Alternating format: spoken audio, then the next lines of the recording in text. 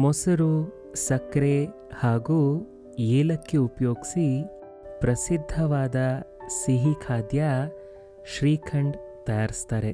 ಆದರೆ ಇದೇ ಶ್ರೀಖಂಡ್ಗೆ ನಾವು ವಿವಿಧ ರೀತಿಯ ಸರಳವಾದ ಪದಾರ್ಥಗಳನ್ನು ಸೇರಿಸೋದ್ರಿಂದ ನಾವು ವಿಭಿನ್ನವಾದ ರುಚಿ ಹೊಂದಿರುವಂಥ ಶ್ರೀಖಂಡ್ ಸುಲಭವಾಗಿ ತಯಾರಿಸಬಹುದು.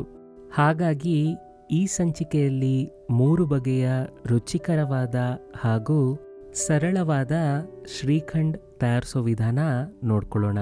ಅಂದಹಾಗೆ ನಮ್ಮ ಚಾನಲ್ ಊರು ಊಟ ಉಪಹಾರಕ್ಕೆ ನಿಮಗೆ ಪ್ರೀತಿಯ ಸ್ವಾಗತ. ನಮ್ಮ ಭೇಟಿ ಇದೇ ಮೊದಲನೇ ಬಾರಿ ಆಗಿದ್ರೆ ದಯವಿಟ್ಟು ನಮ್ಮ ಚಾನಲ್ಗೆ ಸಬ್ಸ್ಕ್ರೈಬ್ ಮಾಡಿ. ಹಾಗೆ ನಮ್ಮ ವಿಡಿಯೋಸ್ ನಿಮ್ಮವರೆಗೂ ತಲುಪಲಿಕ್ಕೆ ಬೆಲ್ ಐಕನ್ನ ಕ್ಲಿಕ್ ಮಾಡಿ. ಶ್ರೀಖಂಡ್ ತಯಾರಿಸಲಿಕ್ಕೆ ಮೊದಲು ನಾವು ಮಾಡಬೇಕಾಗಿರುವಂಥ ಕೆಲಸ ಮೊಸರಿನಿಂದ ಅದರಲ್ಲಿರುವಂಥ ನೀರಿನಾಂಶ ತೆಗೆಯೋದು. ಹಾಗಾಗಿ ಇಲ್ಲಿ ನಾವು ಆದಷ್ಟು ಸಣ್ಣ ರಂಧ್ರಗಳಿರುವಂಥ ಜಾಲರ ತಗೊಂಡಿದ್ದೀವಿ. ಹೀಗೆ ತಗೊಂಡಿರುವಂಥ ಜಾಲರದ ಮೇಲೆ ಮಸ್ಲಿನ್ ಅಥವಾ ಮಕ್ಮಲ್ ಬಟ್ಟೆನ ಹರಡಿಸ್ಕೊಳ್ಳೋಣ. ಈ ಎಲ್ಲ ತಯಾರಿಕೆ ಆದ ನಂತರ ನಮಗೆ ಬೇಕಾಗೋದು 1 ಲೀಟರ್ ಅಥವಾ 4 ಕಪ್ಪಷ್ಟು ತಾಜಾ ಮೊಸರು.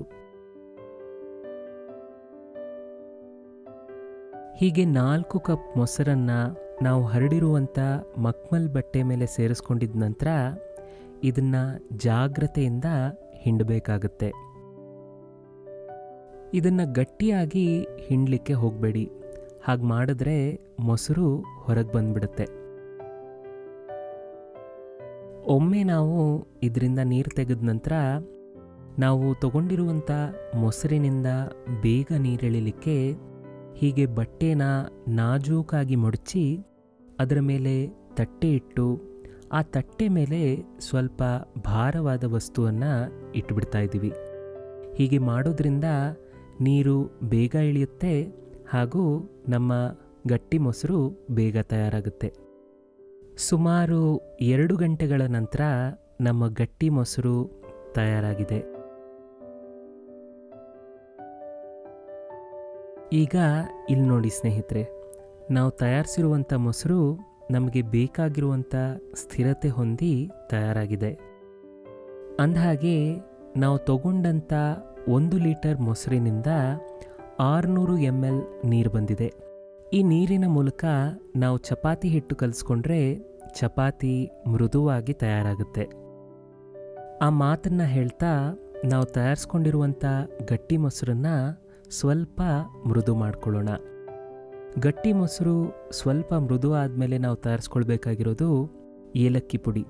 ಇಲ್ಲಿ 8 ಏಲಕ್ಕಿಗಳ ಬೀಜಗಳನ್ನು ಒಂದು ಕುಟ್ಟಾಣಿಯಲ್ಲಿ ಸೇರಿಸ್ಕೊಳ್ತಾ ಇದ್ದೀವಿ. ಹೀಗೆ ತಗೊಂಡಿರುವಂಥ ಬೀಜಗಳನ್ನು ನುಣ್ಣಗೆ ಪುಡಿ ಮಾಡ್ಕೊಳ್ಳೋಣ. ಏಲಕ್ಕಿ ಪುಡಿ ಮಾಡ್ಕೊಂಡಿದ್ದ ನಂತರ ನಾವು ತಯಾರಿಸುವಂಥ 3 ರುಚಿಗಳಿಗೆ ಅನುಗುಣವಾಗುವಂತೆ ಒಂದು ಮಿಶ್ರಣ ತಯಾರಿಸ್ಕೊಳ್ಳೋಣ. ಹಾಗಾಗಿ ನಾವು ಮೃದು ಮಾಡಿಕೊಂಡಿರುವಂಥ ಗಟ್ಟಿ ಮೊಸರಿಗೆ ಅರ್ಧ ಕಪ್ ಅಥವಾ 100 ಗ್ರಾಮಷ್ಟು ಸಕ್ಕರೆ ಪುಡಿ ಸೇರಿಸ್ಕೊಳ್ತಾ ಇದ್ದೀವಿ. ಆಮೇಲೆ ನಮಗೆ ಬೇಕಾಗೋದು ನಾವು ಪುಡಿ ಮಾಡಿಕೊಂಡಿರುವಂಥ ಏಲಕ್ಕಿ. ಹೀಗೆ ಈ 2 ಪದಾರ್ಥಗಳನ್ನು ಸೇರಿಸಿ ಇದನ್ನು ಚೆನ್ನಾಗಿ ಕಲಿಸ್ಕೊಳ್ಳೋಣ. ಹೀಗೆ ತಯಾರಿಸ್ಕೊಂಡಿರುವಂಥ ಸರಳವಾದ ಮಿಶ್ರಣ ನಾವು 3 ಕಪ್ಗಳಲ್ಲಿ ಸಮಾನವಾಗಿ ಹಂಚ್ಕೊಂಡಿದ್ದೀವಿ. ಮೊದಲನೇ ರುಚಿ ತಯಾರಿಸಲಿಕ್ಕೆ ನಾವಿಲ್ಲಿ 1 ದೊಡ್ಡ ಚಮಚದಷ್ಟು ಪುಡಿ ಮಾಡಿಕೊಂಡಿರುವಂಥ ಪಿಸ್ತಾ ಸೇರಿಸ್ಕೊಳ್ತಾ ಇದ್ದೀವಿ. ಇದೇ ಮಿಶ್ರಣಕ್ಕೆ 1 ದೊಡ್ಡ ಚಮಚ ಹಾಲಿನಲ್ಲಿ ನೆನೆಸಿರುವಂಥ ಕೇಸರಿ ಸಹ ಸೇರಿಸ್ಕೊಳ್ತಾ ಇದ್ದೀವಿ. ನಾವು ತಯಾರಿಸುವಂಥ 2ನೇ ರುಚಿ ಗುಲಾಬಿ ರುಚಿ ಹೊಂದಿರುವಂಥ ಶ್ರೀಖಂಡ್. ಹಾಗಾಗಿ ಇಲ್ಲಿ ನಾವು ಸ್ವಲ್ಪ ಒಣ ಗುಲಾಬಿಯ ದಳಗಳನ್ನು ಸೇರಿಸ್ಕೊಳ್ತಾ ಇದ್ದೀವಿ. ಆಮೇಲೆ ಅದಕ್ಕೆ ನಾವು 1 ದೊಡ್ಡ ಚಮಚದಷ್ಟು ರೋಸ್ ಸಿರಪ್ ಹಾಗೂ 4 ಹನಿಗಳು ರೋಸ್ ವಾಟರ್ನ ಸೇರಿಸ್ಕೊಳ್ತಾ ಇದ್ದೀವಿ.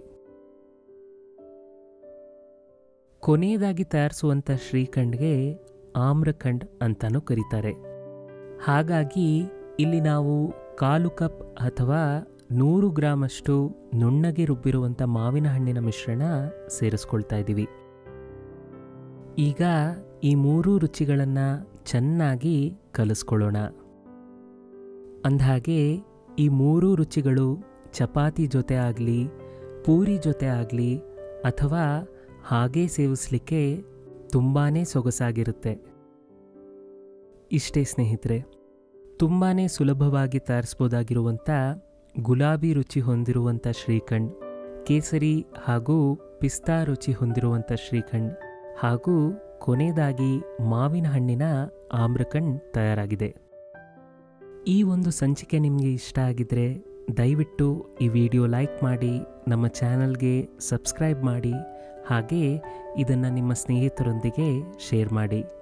ಸದ್ಯದಲ್ಲೇ ಭೇಟಿಯಾಗೋಣ. ಅಲ್ಲಿವರೆಗೂ ಎಲ್ಲೇ ಇದ್ರೂ ಖುಷಿಯಾಗಿರಿ, ಲೈಫನ್ನು ಎಂಜಾಯ್ ಮಾಡಿ.